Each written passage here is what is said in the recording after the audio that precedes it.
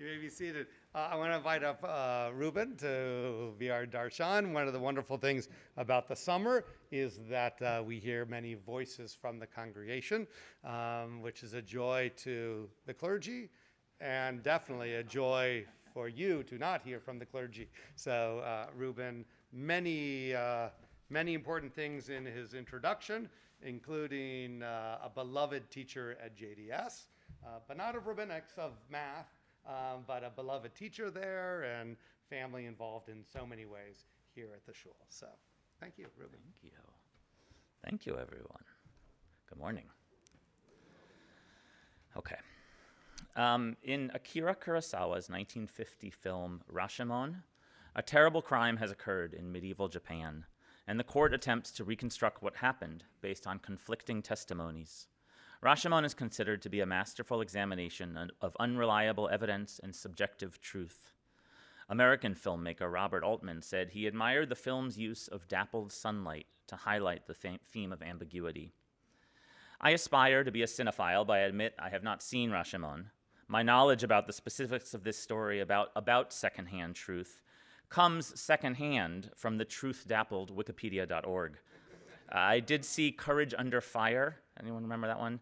The 1996 film that borrows the multiple conflicting testimonies device to tell the story of an investigation of an incident of violence during the Gulf War. I don't really remember Courage Under Fire either, other than a searing performance by a then unknown Matt Damon in a small but important role. I think it's fair to say that in the year 2024, we have at our fingertips a lot of facts and a lot of conflicting testimonies. It is a very dappled time. This was true in 1996, and in 1950, and in 10th century Japan, and in the story told in this week's Parsha, Shlach. In the Torah portion, God asks Moses to send a team of explorers into Canaan to report on what the wandering Israelites will face when they finally arrive. Each tribe sends one representative to join the 40-day excursion. It's like the Fellowship of the Ring, presumably with fewer good hair days. When the scouts return, they all agree that the land is fertile. We heard Rabbi Abramson read the famous line, Eretz Zavat Chalav Udvash. The land is flowing with milk and honey. But there's disagreement on the question of whether the Israelites can conquer the locals.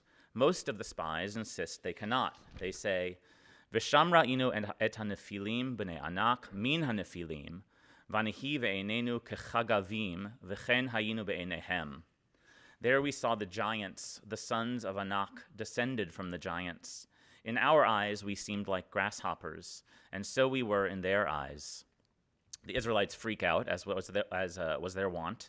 Two of the spies, however, Joshua and Caleb, reassure the people that with God on their side, they will be victorious. The people don't like this, and they try to literally kill the messenger. As a result, God curses the entire nation to wander and die in the desert, and inflicts a fatal illness upon the remaining spies. Caleb and Joshua are deemed to be the only members of the current generation who will live to enter the promised land. So I guess there's a clear moral here about how religious faith is rewarded, but I admit that the faith piece isn't really what resonates for me in this story. Caleb and Joshua don't disagree with the rest of the scouts about the facts on the ground, and I can't help but think that the honest risk assessment that came from the other 10 spies would have served a real good. I think the case can be made that we live in a time when we need the opposite of faith. We need clear-eyed conviction about the changes necessary to secure a fulfilling and livable future on this planet and with one another. I was listening to a podcast recently, I am a 40-something white dad after all, that was discussing the recent step up in efforts to limit adolescent phone use, which is a hot topic. The hosts acknowledged the ills of algorithmic social media feeds and access to toxic speech, but they also talked about how the attention on devices may be a band-aid over very real problems, war, climate change, partisanship, the response to which maybe should be rising anxiety and depression. Minimizing teens' access to these realities may give us the false sense that we're improving the realities themselves. Ultimately, what I think resonates with me today about the story of the spies is the question, what is truth? So I'm going to answer that. No, I'm extremely am not. But I went pretty deep down some internet rabbit holes.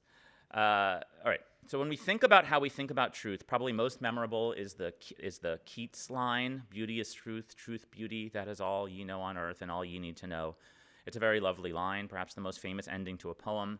I'm not sure it makes any sense, though. I mean, certainly talking about movies, we can think to D.W. Griffith's Birth of a Nation, which glorifies the Ku Klux Klan, and Leni Riefenstahl's Triumph of the Will, which does the same for the Nazis, which are aesthetic triumphs, but morally odious. As far as the final line of Odes to Sculpture, I prefer the end of the Rilke sonnet, Archaic Torso of Apollo. The poet stares at a statue for 13 lines and then blurts out, "You must change your life." Maybe the truth is not what we believe or what we say, but what we do. Caleb and Joshua did not dispute the factual danger in the land of Canaan, but their eagerness to face it was what pleased God most. In my research, I Googled theories of truth, and I will admit that the online Stanford Encyclopedia of Philosophy is a daunting read.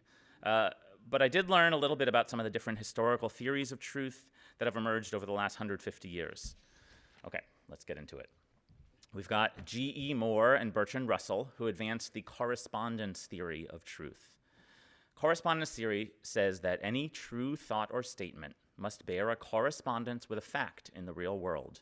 When I say it's hot today, that's true because of the corresponding measurable weather phenomenon. I think this late 19th century theory was considered a little too intuitive and straightforward once we got into the 20th century, though. Personally, I don't know how this would deal with more interpretive or subjective or predictive statements like, trust in Hashem and we will defeat those giants who are themselves descended from giants. I don't know what the corresponding real-world fact is there. Then I moved into coherence theory, which allows for more wiggle room and relativism. Coherence theory states that beliefs are true when they're part of a larger coherent belief system.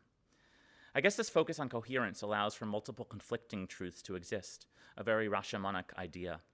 This also works nicely with the Jewish concept of machloket l'shem shamayim, or argument in the name of heaven.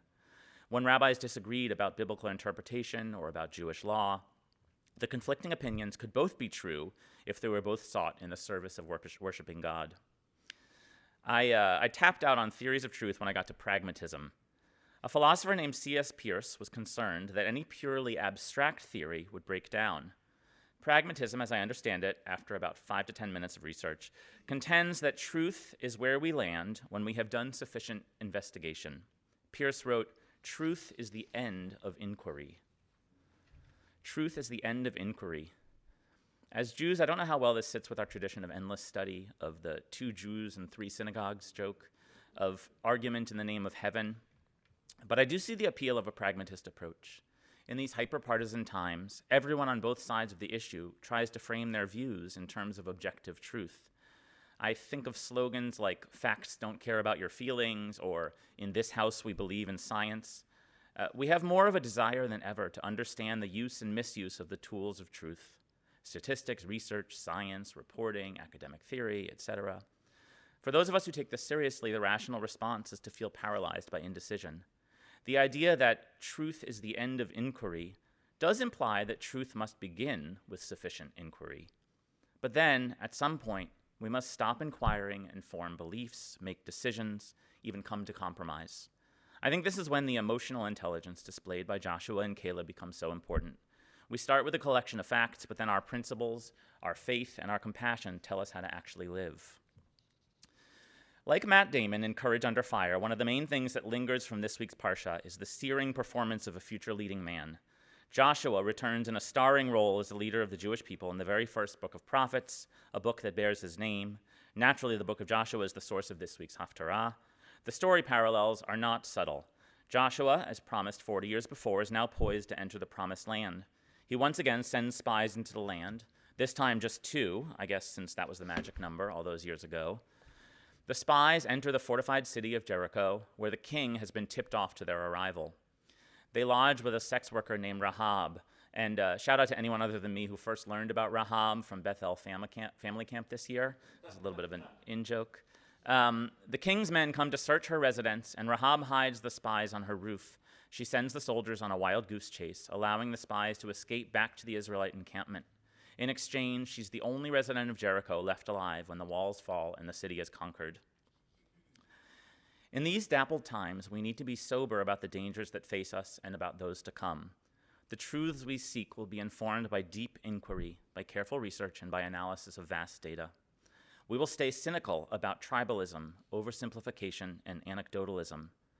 And we should say that despite their cursed fate in the narrative of our Parsha, the rabbis do value the cautious pessimism of the 10 spies other than Joshua and Caleb.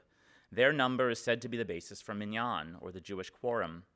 It's perhaps no surprise that dissent and skepticism are there at the foundation of Jewish communal living. You could say that we've spent 5,000 years curbing our enthusiasm. But at the same time, there's the conflicting and complementary truth. Sometimes one anecdote is all we need.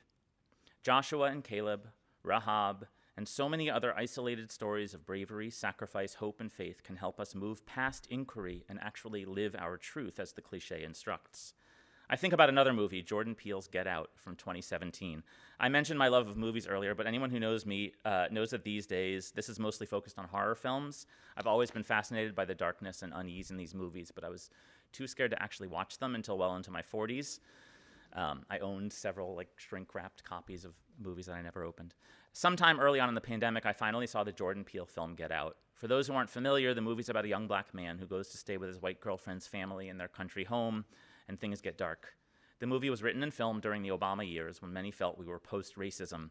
But when I saw it in 2020, the protests in the wake of George Floyd's murder were fresh in my mind. Like everyone else, I was belatedly inquiring into America's institutional racism.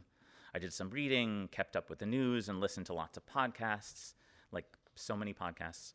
But I felt overwhelmed by and honestly somewhat shut out of this experience so many Americans were having, which is fine.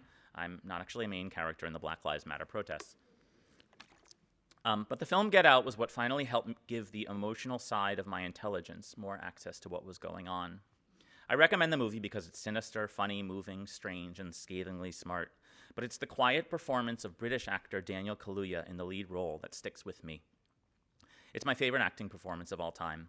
When I work to think of the victim of a police shooting as a person, not just a political talking point or a statistic, I think of the look in Daniel Kaluuya's eyes in the film when he talks about his mother's death or reacts to the micro and later very macro aggressions of his girlfriend's family. For me, this one story, this one performance actually, is how I can most fully connect with a 500-year-long tragedy. And just like history repeats itself, anecdotes can resonate throughout history. The story of Rahab of Jericho does so with my family history. Stanisławska Leskowska grew up in the Polish town of Sanok, where she was an acquaintance of my paternal grandmother. From the summer of 1942 until the end of the war, she hid my Grandma Rose in her house, allowing her to survive and emigrate to Brooklyn. Stanisławska Leskowska is remembered in the lists of righteous Gentiles in Yad Vashem and the D.C. Holocaust Museum. Grandma Rose, my namesake, died in Brooklyn only a few years after my father was born, likely due to lingering complications from the scarlet fever she contracted during the war years. Her brother Joe, my great-uncle Joe, took my father in every summer from then on. Uncle Joe also paid the fare for Stanisławska to come to the States to attend my dad's bar mitzvah, and then again in 1971 for my parents' wedding. She's there in the album. My daughter's middle name, Juliet, honors Uncle Joe, and her first name, Sasha, comes from Stanisławska herself. There's so much about which to be sober and pessimistic right now. We are but grasshoppers facing down giant forces: authoritarianism, anti-Semitism, climate catastrophe, war, a U.S. election that really makes me want to bury myself in cheesy 80s horror movies for the next 3 months. Even when we can't see it in the numbers, though, there's beauty and kindness and bravery in the day-to-day. And we can have faith, not the passive faith that everything will be okay, but the active faith that we will work to make it better. It may not be all ye need to know, but hope is truth and truth hope. Shabbat Shalom.